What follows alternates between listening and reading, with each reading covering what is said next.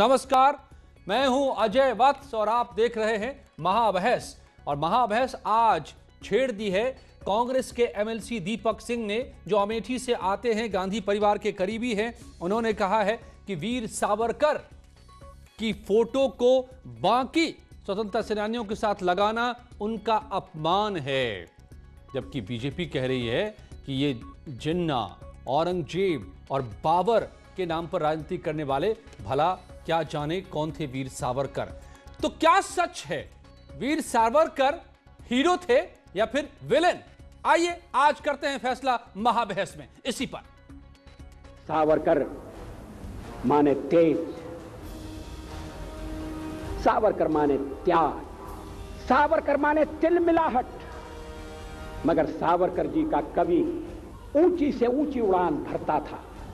सावरकर में ऊंचाई भी थी और गहराई भी थी। राष्ट्र नायकों का अपमान क्या कांग्रेस का काम? सावरकर जी का शुरुआती जीवन निश्चित रूप से देश के साथ था, लेकिन जेल में जाने के बाद उन्होंने जो माफीनामा दिया, उस माफीनामे में अंग्रेज सरकार के वफादार होने की बात कही, देश में आजादी को मूवमेंट को छोड़ने की बात कही। सावरकर जी की फोटो विधानसभा की गैलरी में लगना पीड़ा पहुंचाती है। शहीदों के बीच सावरकर से कांग्रेस को क्या ऐतराज? जहां से वो कतार जब शुरू होती है, वो चंद लोग वो हैं जो वीर सावरकर जी के साथ वहां खड़े होते हैं, और कांग्रेस के लोग जो आपत्ति उठा रहे हैं उनको तो अपने इतिहास देख लेना चाहिए। तो क्या कांग्रेस बांटेगी देशभक्ति का सर्टिफिकेट?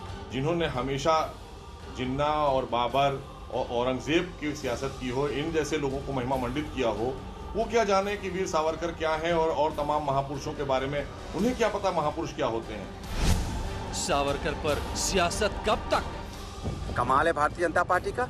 भारतीय जनता पार्टी हिंदुस्तान का विकास तो कर नहीं पा रही है, हिंदुस्तान के लोगों को रोजगार तो दे नहीं पा रही है, लेकिन हिंदुस्तान का जो गौरवमय इतिहास है उसको बदलने की जरूर कोशिश कर रही है। लोगों के खेत बदलने की कोशिश कर रही है, हिंदुस्तान के जगहों का नाम बदलने की कोशिश कर रही है। तो क्या चाहती है भारतीय जनता पार्टी? भारतीय जनता पार्टी क्या हमारे जो हिंदुस्तान को आरएसएस में के हिसाब से चलाना चाहती है?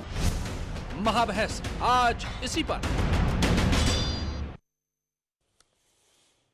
लंबी चौड़ी फहरिस्त है कि कौन थे वीर सावरकर। आपके टीवी स्क्रीन पर लगातार ये चलता रहेगा, मैं इसको बताने में वक्त ज़ाया नहीं करूंगा क्योंकि बहुत कम वक्त होता है। आइए पहले सियासी बहस की तरफ रुख करते हैं कि क्यों फिर से एक बार विवाद छिड़ा है, क्यों सावरकर पर फिर से एक बार राजनीति ये चल पड़ी है। क्या थे सावरकर, हीरो या विलन? हीरो वाजपेयी, बीजेपी के प्रवक्ता मेरे साथ जुड़े हुए हैं। अनुराग भदौरिया, समाजवादी पार्टी के प्रवक्ता मेरे साथ जुड़े हैं। दीपक सिंह एमएलसी हैं जिन्होंने ये चिट्ठी लिखी है, वो भी मेरे साथ जुड़ रहे हैं। प्रोफेसर गीता भट्ट दिल्ली यूनिवर्सिटी से मेरे साथ जुड़ी हुई हैं। बहुत बहुत स्वागत है आप सभी का। हीरो वाजपेयी जी, बहुत संक्षेप में आप बता दीजिए। आप ही दो ही पक्ष के एक ही पक्ष के आप दोनों जुड़े हुए हैं अभी फिलहाल, मुझे लगता है। अब कौन थे सावरकर? क्यों कांग्रेस को इतना ऐतराज है? क्यों दीपक सिंह ने चिट्ठी लिख दी कि अपमान है बाकी राष्ट्र नायकों का सावरकर के फोटो को लगाना? देखिए, दीपक सिंह जी को भारत के राष्ट्र नायकों का ज्ञान ही नहीं है। कांग्रेस की बात क्या कहें, बटाला एनकाउंटर में जो लोग मारे गए आतंकवादी, उन पर सोनिया गांधी रो रही थी और सावरकर का ये लोग विरोध कर रहे हैं। आप इसी से तुलना कर सकते हैं कि कांग्रेस कहां पहुंच गई, और उसका निर्णय जनता भी लगातार कर रही है। उत्तर प्रदेश में 31 साल से कांग्रेस हाशिए पर क्या है। मकसद है आपकी नजर में? कांग्रेस का क्या मकसद है? क्यों ऐसा कांग्रेस कर रही है? बनने लायक भी सांसद नहीं है। देखिए, कांग्रेस का मकसद लगातार राष्ट्र के जो नायक है या राष्ट्रवादी सोच है उसका विरोध करना ही रहा है, और उस विरोध के नाते कांग्रेस हाशिए पे पहुंच गई क्योंकि जनता ने उन्हें मान लिया है कि जो देश का नहीं हो सकता, जो जिन्होंने देश का लिए अपने बलिदान किए, जो देश के लिए जेल में सड़े, वो लोग, उन लोगों का अपमान करना कांग्रेस की आदत बन गई। और मैं दीपक सिंह जी को आपके चैनल के माध्यम से कहना चाहता हूं कि वीर सावरकर की फोटो जहां लगी है वहां लगी रहेगी और कोई हटवा नहीं सकता। संसद में भी लगी हुई है और वाजपेयी जी के दौर में ही उसे लगाया गया था, और महात्मा गांधी की तस्वीर के ठीक सामने लगी हुई है। आमने सामने दोनों हैं संसद में, गैलरी में। लेकिन प्रोफेसर गीता भट्ट जी, आप जरा हमारे दर्शकों को यह समझाइए कि सावरकर से ऐसा कौन सा इतिहास जुड़ता है जो इतने विवादों को पैदा करता है? बार बार इस पर राजनीति छिड़ जाती है, जंग छिड़ जाती है। एक तरह से दुर्भाग्य रहा बड़े लंबे समय तक देश का कि राष्ट्र नायकों को लेकर ही इको हो रहा है। जरा इसको प्लीज ठीक करा देंगे। मैम वी विल ट्राई, हमारे सहयोगी इसको ठीक करने की कोशिश करेंगे। आप अपनी बात बताएं। जी, आपकी आवाज आ रही है मुकम्मल। जी, राष्ट्र नायकों को लेकर एक कहीं ना कहीं जो विवाद बनाने का प्रयास राजनीतिक दलों वाला किया गया, ये बड़ा दुर्भाग्यपूर्ण है। क्योंकि राष्ट्र नायक चाहे वो सावरकर रहे हों, चाहे वो सरदार पटेल रहे हों, चाहे आप टैगोर की बात करें, ये सब हमारे लिए माननीय और जिन्होंने जीवन में भारत के लिए, भारतीय संस्कृति के लिए, भारत की स्वतंत्रता के लिए हमेशा अपनी आवाज उठाई। सावरकर जैसे व्यक्ति जिनको 2 बार काला पानी की सजा हुई, पूरे ब्रिटिश साम्राज्य में अकेला व्यक्ति जिसे 2 बार काला पानी की सजा हुई, ऐसा व्यक्ति जिससे 1913 में उसकी ग्रेजुएट की डिग्री वापस ले ली गई। क्यों? क्योंकि वो उसने ब्रिटिश साम्राज्य के खिलाफ अपनी आवाज उठाई। एक ऐसा व्यक्ति जिसने पहली किताब 1857 के पहला जो विद्रोह हुआ ब्रिटिश के खिलाफ, उसके खिलाफ अपनी किताब जो लिखी उसे बैन कर दिया गया। ठीक है, उस समय ब्रिटिश सरकार के द्वारा। तो ऐसे व्यक्ति को लेकर बार बार विवाद करना ये बताता है कि परिपक्वता में कितनी कमी है। खुद कांग्रेस के एमएलसी दीपक सिंह जुड़ गए हैं मेरे साथ, और अनुराग भदौरिया समाजवादी के प्रवक्ता भी पार्टी के जुड़ गए हैं। दीपक जी, तो ये आपको क्या हुआ? संसद में भी तस्वीर लगी हुई है, क्या क्या नहीं किया था? 1901 में शोक सभा का विरोध किया था विक्टोरिया की, 1905 में पहली बार विदेशी वस्त्रों की होली जलाई थी वीर सावरकर ने, ब्रिटेन की वफादारी की शपथ नहीं ली थी तो उनको नहीं दिया गया, डिग्री दी गई बैरिस्टर की, जो बता रही थी अभी प्रोफेसर हमें। ऐसी लंबी लिस्ट है। आपको क्यों लगता है कि ये राष्ट्र नायकों का अपमान है उनकी तस्वीर को लगाना, या ये आप अपमान कर रहे हैं एक राष्ट्र नायक का ऐसा कह के? दीपक सिंह, नहीं, ऐसा आप नहीं कह सकते मैं अपमान कर रहा हूं। आपने खुद अभी मेरी बाइट चलाई थी, मैंने उसमें कहा जिस 1901 का जिक्र हो रहा है, जिस 1905 का जिक्र हो रहा है, मैंने इस बात को कहा है कि सावरकर जी का शुरुआती जीवन देश के लिए समर्पित था, लेकिन जब देश की जेल में यातनाएं सही तो वो टूट गए, और उसका परिणाम था उन्होंने जो लिखित रूप से माफी मांगी थी वो पब्लिक डोमेन पे है। उन्होंने माफी मांगते हुए कहा था कि अगर अंग्रेज सरकार मुझे माफ कर देती है तो मैं अंग्रेज सरकार के प्रति वफादार रहूंगा और अपने आंदोलन को वापस ले लूंगा। दीपक जी, परिणाम ये था कि अंग्रेज सरकार उन्हें 60 रुपए महीने की पेंशन देती थी। जी दीपक सिंह जी, आप महात्मा गांधी को मानते हैं ना, हमारे राष्ट्रपिता को? जी, आप तो गांधी परिवार के बड़े करीबी हैं, अमेठी से आप आते हैं, मैं जानता हूं आपको। मैंने यही बात महात्मा गांधी को तो मानते ही होंगे। तो ये उस रिहाई की याचिका जिसका आप जिक्र कर रहे हैं कि अंग्रेजों से समझौता था, खुद महात्मा गांधी ने क्लीन चिट दी थी इस पर सावरकर को।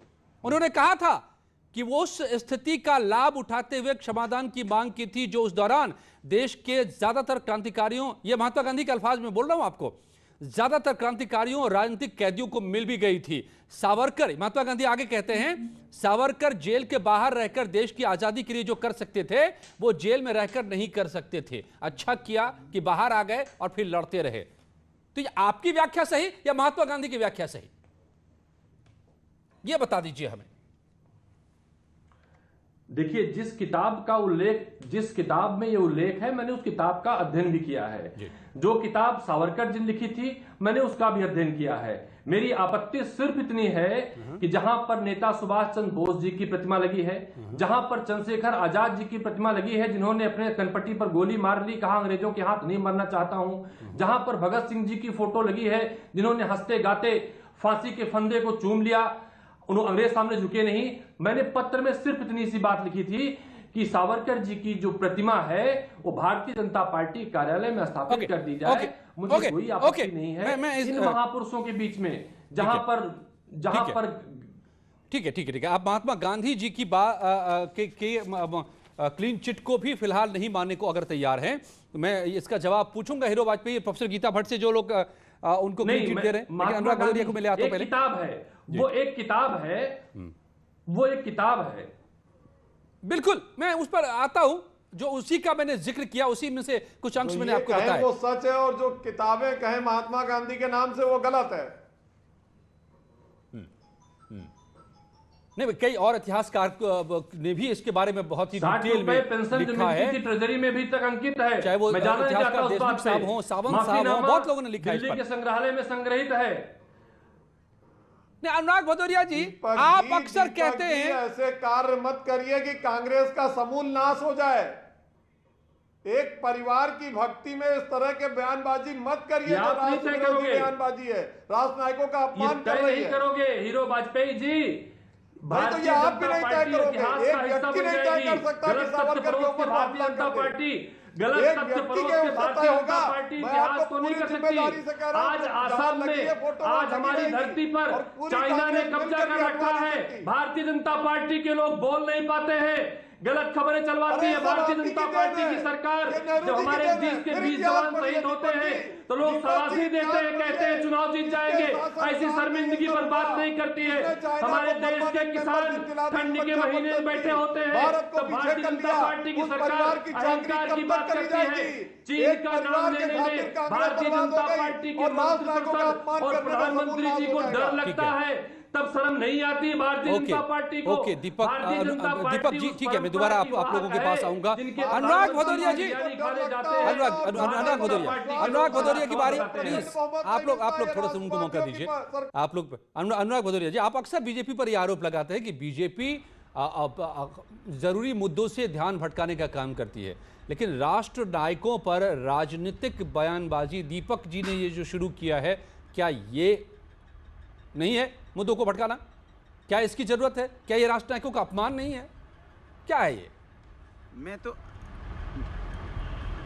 देखिए, मैं एक चीज बार बार भारतीय जनता पार्टी के बारे में बोलता हूं कि Bharatiya Janata party marketing event से बाज आए। देश की असली समस्या से, मुद्दों से ध्यान भटकाने का काम वाकई कर रही है। 60 किसान से ज़्यादा किसानों की मौतें हो जाती हैं, उस पर क्यों नहीं चर्चा हो रही है? भाई मैं ये समझ में नहीं आता है। किसान के बिल पे बात हो रही है, अच्छी बात है। भारतीय जनता पार्टी दिखावे की राजनीति तो कर रही है, मीटिंगें बुलाती है, लेकिन 60 से ज़्यादा जब किसानों की मौतें हो जाएं जहाँ पे ये चिंता का विषय नहीं है। मैं पूछना चाहता हूँ आप किसको कह रहे हैं? बीजेपी को कह रहे हैं या दीपक सिंह जी को कह रहे हैं? हीरो वाजपेयी जी को कह रहे हैं या दीपक सिंह जी को कह रहे हैं? ये शिकायत किससे है? मैं बीजेपी से कह रहा हूँ। ये मुद्दा किसने उठाया है? करना चाहती बीजेपी से है। ये सावरकर का मुद्दा किसने उठाया? राजनीति कर रही है। सुन तो लीजिए, बीजेपी या तो नाम बदलने की राजनीति कर, अरे यार सुन तो लीजिए मेरी बात। हाँ। बीजेपी या तो नाम बदलने की राजनीति कर रही है, या खेती बदलने की राजनीति करने लगी। सोचो आप, खेत बदलने की राजनीति कर रही है। और हमें लगता है कि हिंदुस्तान के इतिहास से अरे भाई, तो ये दीपक जी से पूछिए ना कि वो उस मुद्दे पर अगर चिट्ठी लिखे होते क्यों नहीं समाज के तो मूल मुद्दों पे बात करना चाहती? क्यों नहीं मूल मुद्दों पे बात करना चाहती? मैं ये पूछता हूँ। नहीं, मूल मुद्दों पे बात क्यों नहीं करना चाहती? क्यों हमेशा इधर उधर की बातें करके माहौल बनाना चाहती है? कौन ये बात कर रहा है? क्यों नहीं समाज के जो मूल मुद्दे हैं उस पर चर्चा करना चाहती है? बेरोजगारी पे चर्चा क्यों नहीं होगी? क्यों नहीं कोरोना काल पे चर्चा होगी? क्यों नहीं कोरोना काल से लोगों की मौतें हो रही उस पर चर्चा होगी? क्यों नहीं किसानों की मौत पे चर्चा होगी? किसानों के बिल पे क्यों नहीं चर्चा होगी? क्यों नहीं किसानों को बिल वापस लिया जाएगा? क्यों बेरोजगार यहाँ आत्महत्या करता रहेगा उस पर चर्चा क्यों नहीं होगी? महिलाओं पे अत्याचार करता रहेगा उस पर चर्चा क्यों नहीं होगी? मुझे लगता है चार बातें आप हर डिबेट में, अनुराग जी, आपको वही 4 लाइनें बोलनी होती है। मैं समझ नहीं पाता हूँ। याद दिला रहा हूँ आपको, एवरी टॉपिक, हर मुद्दे के अपने ध्यान भटकाने की बातें होती कर रही है। भारतीय जनता पार्टी ध्यान भटकाने के नाम पे डिबेट लेके आती है। नहीं, आप मुद्दे पर बात नहीं कर रहे हैं, इसलिए मैं आपसे आगे बढ़ता हूं। वैसे भी बहुत बोल चुके हैं आप। प्रोफेसर गीता भट्ट, यही बोलूंगा कि भारतीय जनता पार्टी समाज के मूल मुद्दों पे चर्चा करे जो ज्यादा जरूरी है। चाहे आप कितना भी बोलिए, मैं मूल मुद्दों पे रहूंगा, चाहे आप कुछ भी कहते रहिए। प्रोफेसर गीता भट्ट, जो क्यों ऐसा हीरो वाजपेयी जी को लगता है कि कांग्रेस को नेहरू और गांधी, हम इस देश में जहां भी जाते हैं हमको कोई ना कोई चीज़ें नेहरू जी के नाम पर मिलती हैं या गांधी परिवार के लोगों के नाम पर मिलती हैं। ठीक है, हमारे वो नेता रहे हैं, महापुरुष रहे हैं, उनके नाम पर हैं, इससे कोई एतराज़ नहीं है। लेकिन क्या कांग्रेस को एतराज़ हो जाता है जैसे ही किसी दूसरे का नाम नजर आता है? तो क्या यह आरोप सही है हीरो वाजपेयी का? देखिए, ये बड़ा ही मतलब कई बार विडंबना भी लगती है कि जो मानव अधिकार के नाम पर अफजल गुरु, याकूब मेमन जैसों की मर्सी पिटीशन के विषय में जो लोग बातें करते हैं, वो वीर सावरकर के विषय को लेकर अपनी बात को अजब ही अंदाज में कहने का प्रयास कर रहे हैं। आप ये बताइए कि 1920 में जब उनके छोटे भाई, सावरकर जी के छोटे भाई महात्मा गांधी के पास गए, जिसका आपने भी उल्लेख किया, उनकी राय ली तो महात्मा गांधी ने ही उन्हें ये सलाह दी कि उनकी जरूरत बाहर है, इसलिए उन्हें इस तरह की मर्सी पिटीशन जो सरकार मांग रही है उसे देना चाहिए।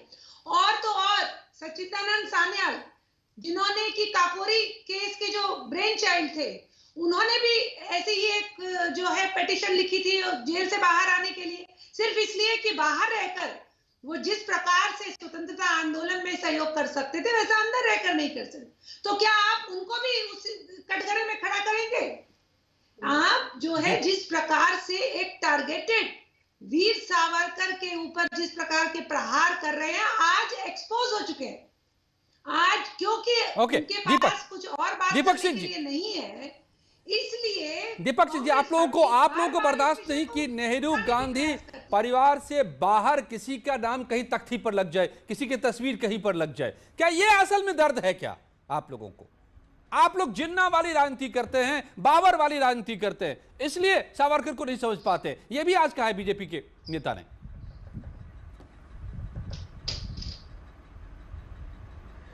लोग तो बहुत कुछ कहते हैं, देश में आजकल चलता वही है जो भारतीय जनता पार्टी चाहती है। अनुराग भदौरिया अभी कह रहे थे देश के जो असल मुद्दे हैं, प्रदेश के असल मुद्दे हैं, लोग भटकाना चाहते हैं, वही भटक जाते हैं चीजों आके। मेरा मुद्दा ये ही तो भटका रहे हैं। मेरा मुद्दा ये था कि जो आज अच्छा है पैनल पे नहीं, देश के जो हमारे फ्रीडम मूवमेंट के लोग हों उनका सम्मान किसने दिया? कांग्रेस पार्टी ने दिया। देश में जो संस्थान है, प्रतिष्ठान है, चाहे इलाज के लिए अस्पताल हो, चाहे शिक्षण संस्थान हो, चाहे देश में आज मौजूदा कानून हो, सब तो कांग्रेस पार्टी ने दिया। भारतीय जनता पार्टी के पास इवेंट के अलावा है क्या? इवेंट करते हैं। आप जाके देखिए ना विधान भवन की उस बिल्डिंग में, उसमें 50 से ज्यादा 60 से ज्यादा फोटोज लगे हैं, किसी नाम पर आपत्ति नहीं है, एक से एक महापुरुषों के हैं, स्वतंत्रता संग्राम सेनानियों के हैं। हम आदर भाव से उन्हें प्रणाम करते हैं, उनके सामने सजदा करते हैं, सर झुकाते हैं। लेकिन जब भारतीय जनता पार्टी गलत इतिहास परोसेगी, गलत चीजों को सामने रखेगी, अभी आपकी पैनलिस्ट जिनको भारतीय जनता पार्टी का पक्ष रखने के लिए दो लोग लेकर आए थे, उन्होंने 1901 की बात की, 1905 की बात की, हम उनसे सहमत हैं। लेकिन 1911-12 के बाद से जो सावरकर जी का चरित्र रहा है उससे हम सहमत नहीं हैं। सावरकर जी को अंग्रेज 60 रुपए पेंशन देते थे, मुझे बर्दाश्त नहीं है। सावरकर जी का जो माफीनामा था वो पसंद नहीं आया है। सावरकर जी ने कहा अगर अंग्रेजी हुकूमत उन्हें माफ कर दे वो अंग्रेज सरकार के वफादार हो जाएंगे, अच्छा नहीं लगता है। नेताजी सुभाष चंद्र के बोस जी के खिलाफ सावरकर जी ने युद्ध का अभियान चलाया, वो अच्छा नहीं लगता है। नेताजी सुभाष चंद्र बोस हमारे कांग्रेस अपने आप को अलग कर ले आपके विचार से।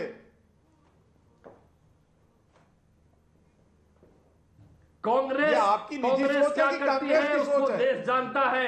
30 वर्षों से आपने कहा ना उत्तर प्रदेश में कांग्रेस पार्टी की सरकार नहीं है। 30 वर्षों में आप एक मेडिकल कॉलेज, एक मेडिकल इंस्टीट्यूट, एक शिक्षण संस्थान, एक नेशनल हाईवे, एक बड़ी सड़कें, एक बड़े नियम, एक बड़े कानून को आप नहीं बता सकते हैं। कांग्रेस पार्टी ने जो दिया है उत्तर प्रदेश को, कांग्रेस पार्टी ने दिया है उत्तर प्रदेश को, आपने कांग्रेस के अलावा कुछ काम नहीं कर सके हैं। उत्तर प्रदेश को आपने बेरोजगारों का प्रदेश बना दिया है, उत्तर प्रदेश को आपने बलात्कार का राज्य बना दिया है, उत्तर प्रदेश को आपने अपहरण का केंद्र बना दिया है, उत्तर प्रदेश में किसान बेहाल है, उत्तर प्रदेश का किसान बदहाल है, अपनी फसलों की रखवाली के लिए त्रस्त है। चूंकि भारतीय जनता पार्टी इवेंट के अलावा उत्तर प्रदेश में कुछ कर ही नहीं पा रही है, तो इवेंट से उत्तर प्रदेश का कल्याण नहीं होगा, टेलीविजन के मैनेजमेंट से उत्तर प्रदेश कल्याण नहीं होगा। जनता का विश्वास, जनता का अनुराग भदौरिया जी और जनता का भरोसा पर लेकिन कांग्रेस पार्टी अनुराग भदौरिया आपके इवेंट मैनेजमेंट पर, आपके भाषणों पर, आपके जुमलों पर, जो उत्तर प्रदेश के लोगों के साथ झूठ बोला, जो फरेब किया, जो धोखा दिया, उत्तर प्रदेश में जो संकल्प पत्र जारी किया था भारतीय जनता पार्टी सरकार ने, उसे भूल गए हैं। रोजगार देने की बात की थी, उसे भूल गए हैं। तो उत्तर प्रदेश में जंगल राज समाप्त करने की बात की थी, उत्तर प्रदेश अपराध का राज्य बन गया है, उसे भूल गए हैं। अरे साहब दीपक जी, अच्छा एक चीज का जवाब दे दीजिए आप। दो बातें आज सामने आ रही हैं। नहीं एक चीज का जवाब दे दीजिए दीपक जी। अरे दीपक सिंह जी सुनिए तो सही। दीपक सिंह जी, देखिए अब जब वाजपेयी जी की सरकार थी, दीपक जी, जब वाजपेयी जी की सरकार थी तभी सावरकर जी की तस्वीर लग गई थी संसद में। 10 साल आपकी सरकार ने, उसके बाद क्यों नहीं हटा दिया वहां से? क्यों बर्दाश्त करें? वो भी गांधी जी के एकदम सामने है।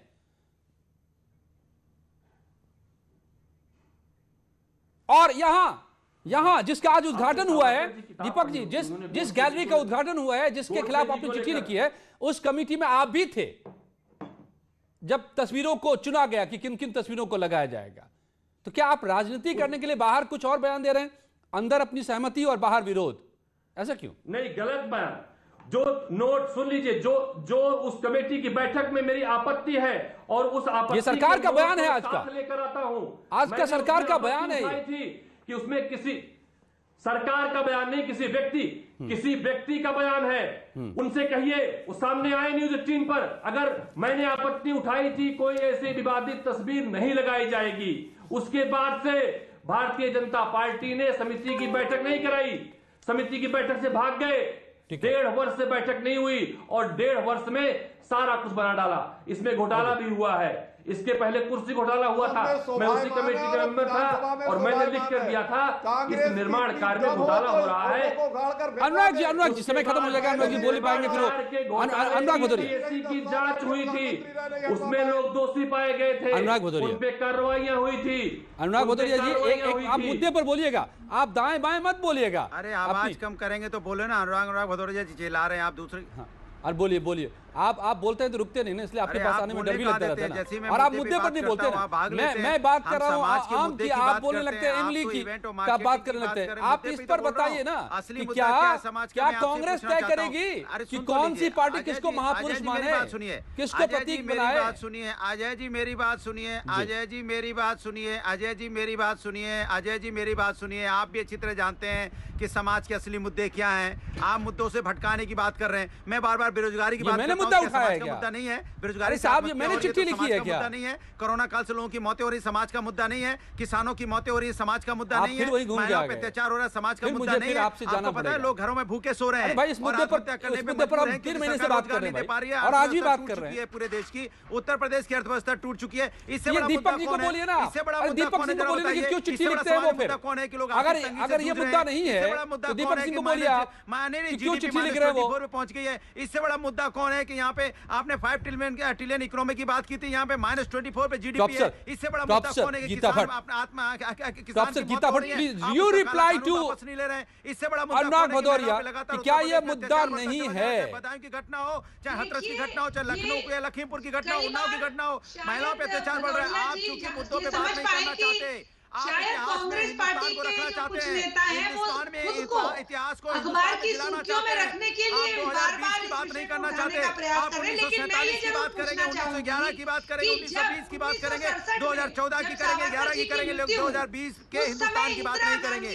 2020 में हिंदुस्तान जी रहा है जो आपने 2014 में वादे किए थे हिंदुस्तान को कि हम आएंगे, हिंदुस्तान को एक टोक्यो पता नहीं क्या क्या बना देंगे, हिंदुस्तान की अर्थव्यवस्था सुधर जाएगी और किसानों की इनकम दोगुनी हो जाएगी। क्या किसानों की इनकम दोगुनी हो गई? क्या आपने नोटबंदी लगा के यहाँ पे आपने कहा था नोटबंदी करेंगे तो यहाँ पे नक्सलवाद आतंकवाद खत्म हो जाएगा? क्या खत्म हो गया? आपने बोला था काला धन आएगा, क्या आ गया? अरे सुन तो लीजिए एक बार, असली मुद्दों से ध्यान अनुराग जी, भटकाया है। आप हिंदुस्तान को असली मुद्दों पे जीने नहीं देना चाहते। आप डायलॉग करने आते हैं, मुद्दे लेके आते हैं क्योंकि हिंदुस्तान असली मुद्दों पे बात ना कर पाए। यही कैसेट बजता है। आप बातचीत करने आते हैं, डिबेट करने आते हैं, चूंकि या आप मोनोलॉग करने आते हैं? ऐसा नहीं बोलेंगे बीजेपी की तरह कि कभी इतिहास खोज के ले आएंगे, कभी इस पे डिबेट करा लो, कभी उस पे डिबेट। हीरो वाजपेयी जी, भाई गीता प्रोफेसर के वश की बात नहीं है इनको काउंटर करना। आप चुप कराइए। हीरो वाजपेयी हिंदुस्तान की संस्कृति संस्कार बदल देना चाहते हैं। नेताजी को हिंदुस्तान की संस्कृति बेचारी प्रोफेसर क्या करें? चाहते क्या? क्यों हिंदुस्तान की संस्कृति और संस्कार पे हमला करते हैं आप लोग? क्यों नहीं हिंदुस्तान की असली समस्या पे बात करते? देखिए क्यों नहीं करते असली समस्या पे बात? हिंदुस्तान उत्तर प्रदेश पूरा पूछता है कि आप हिंदुस्तान की असली समस्या पे बात नहीं करना चाहते। एक प्रचंड बहुमत की भाजपा की सरकार है। घबराहट है, असली समस्या घबराहट है। कार्य किया, हमारा आशीर्वाद है, जनता का विश्वास हम पर बना हुआ है और लगातार हम जनता के बीच में हैं। ये लोग इस तरह की बातें उठा के और मुझे लगता है इसलिए एक भी हॉस्पिटल नहीं बना पाए। एक वादा 70 लाख लोगों को रोजगार देने की बात की थी, रोजगार नहीं दे पाए। आप यहाँ पे यूनिवर्सिटी नहीं बना पाए। इस तरह की हल्की बातें चारों तरफ घोटाला अब तो शमशान में भी घोटाला, सम्मान को उत्तर प्रदेश शमशान में भी घोटाला, व्यक्ति सहेगा नहीं। शमशान घाट में भी घोटाला, 25 लोगों की मौत हो गई। ये घोटालेबाज सरकार हो चुकी है। उत्तर प्रदेश में होने वाली है। अगर ये वीर सावरकर के जरा भी इनकी हिम्मत हो तो वीर सावरकर का चित्र संसद और विधानसभा से हटवा कर दिखाएं, तो मैं मानूं कि इनके अंदर कुछ दमखम है। केवल मीडिया में अपनी चर्चा बनाए रखने के लिए इस तरह की हल्की बातें सपा और कांग्रेस कर रही है। ये एक बार तो बता दीजिए अनुराग जी आप कि क्या आप भी मानते हैं क्या? अरे सपा तो समाज के मुद्दों की बात करे जिसमें आप भी मानते हैं क्या कि सावरकर, वीर सावरकर हमारे राष्ट्र नायकों में शामिल नहीं हैं? हम तो नहीं, समाजवादी पार्टी मानती है क्या? अरे बता दीजिए। वीर सावरकर लेकर के क्या है आपका? मेरी अगर गर्दन भी काट दोगे, सुन तो लीजिए, अगर मेरी गर्दन भी काट दोगे तो मैं यही बोलूंगा कि भाजपा समाज के असली मुद्दों से ध्यान भटकाने के लिए 1911 की, 1920 की, 1930 की बात करेगी, 40 की बात करेगी। 2020 का जो हिंदुस्तान, उसकी बात नहीं करना चाहती है। 2020 में हिंदुस्तान जो भूखा है, प्यासा है, जो अपने असुरक्षा के भाव से जी रहा है, जो अपने सपने दिखाए थे कि हम यहाँ टोक्यो बना देंगे, जो अपना दिखाया था कि यहाँ पे रुपया मजबूत होगा हिंदुस्तान का, अब रुपया का क्या हालत है यहाँ पे आदमी की क्या हालत हो चुकी है। सावरकर को लेकर के आप क्या लगातार यहाँ लोग समाजवादी पार्टी मानती है कि नहीं सावरकर को? तो क्या ये समाज का असली मुद्दा नहीं है? भी मिल रहा है समाजवादी पार्टी सावरकर। आप इतिहास में हिंदुस्तान को जिला के रखना चाहते हैं? आप हिंदुस्तान को इतिहास में ले जाना चाहते हैं? हिंदुस्तान के नहीं काटूंगा, सवाल ही पूछना चाहते हैं आप? अरे गर्दन में मेरा हाँ या ना ये है कि भारतीय जनता पार्टी अपने असली मुद्दों से ध्यान भटकाने की बात कर रही है। युवाओं के रोजगार की बात कब करेगी, बता दे। कब यहाँ भ्रष्टाचार खत्म आपका करेगी? जवाब नहीं देना भी इस सवाल का उत्तर प्रदेश में ये राजनीति है आपकी। मेरा जवाब ये है कि उत्तर प्रदेश में जो भ्रष्टाचार बढ़ा है, महिलाओं पे अत्याचार बढ़ा है, जो शमशान घाट में घोटाला बढ़ा है, 25 लोगों की मौतें हो रही हैं, ये भी एक जवाब है। घोटाला बढ़ा है, ये भी एक जवाब है। जवाब नहीं देना भी जवाब है। मीटर में घोटाला, आप संदेश दे रहे हैं कुछ नहीं बोल करके अपना। घोटाले के पीछे अनुराग भदौरिया जी सरकार बताए कि प्रोफेसर गीता भट्ट मैंने final question, my final question, professor Geeta Bhatt, my final question, मेरा फाइनल क्वेश्चन आज का, क्या ये जिनको कि बीजेपी राष्ट्र नायक मानती है, जिनकी किताब के बाद, उसी जेल से छूटने के बाद जो उन्होंने किताब लिखी हिंदू पर और इस देश के निवासियों पर, कौन इस देश में रहने का हकदार है और कौन इस देश का वासी है और कौन हिंदू है, उसको राष्ट्र विरोधी कहना, राष्ट्र नायकों का अपमान बताना क्या वाकई वाजिब है? क्या वाकई जरूरी है क्या, या सिर्फ ये पॉलिटिक्स है? देखिए, बड़ा दुर्भाग्यपूर्ण है कि कुछ राजनीतिक दल अपने अस्तित्व को बनाए रखने के लिए इस तरह जो देश के महानायक हैं उनके ऊपर बार बार कुठाराघात करती है। और यही प्रश्न मैं फिर से कांग्रेस के नेता से पूछना चाह रही थी कि 1967 में जब इंदिरा गांधी ने, जब सावरकर जी की मृत्यु हुई, उस समय उन्होंने सावरकर के लिए जो बात कही, क्या उसको वो झुठला सकते हैं? उन्होंने कहा कि वो एक राष्ट्र प्रेमी थे। उन्होंने ये कहा, इंदिरा गांधी ने ये कहा कि सावरकर के कई पीढ़ियों ने जो है प्रेरणा ली है सावरकर से, वो ऐसे उनका ऐसा व्यक्तित्व था, उनके लिए एक स्टैम्प रिलीज करी गई। तो क्या आज वो अपने ही नेता को झूठा साबित करने का प्रयास कर रहे हैं इस प्रकार के बयान देके? ओके, जब वीर सावरकर, दामोदर दास सावरकर इंग्लैंड में थे, लंदन में थे, पढ़ाई कर रहे थे, उस दौरान महात्मा गांधी अफ्रीका में आंदोलन छेड़ रहे थे। भारत में तब तक नहीं आए थे आंदोलन करने, और वो इस पे समर्थन लेने पहुंचे थे सावरकर के पास। उनके रूम में, उनके कमरे में पूरी रात एक रुके थे, ठहरे थे उनके साथ, और उनको यानी सावरकर को गांधी ने कहा था, महात्मा गांधी जी ने, कि आप अंग्रेजों के खिलाफ जरूरत से ज्यादा मुखर हैं, तीखे हैं, तल्ख हैं, ऐसा क्यों, ऐसा मत रहिए।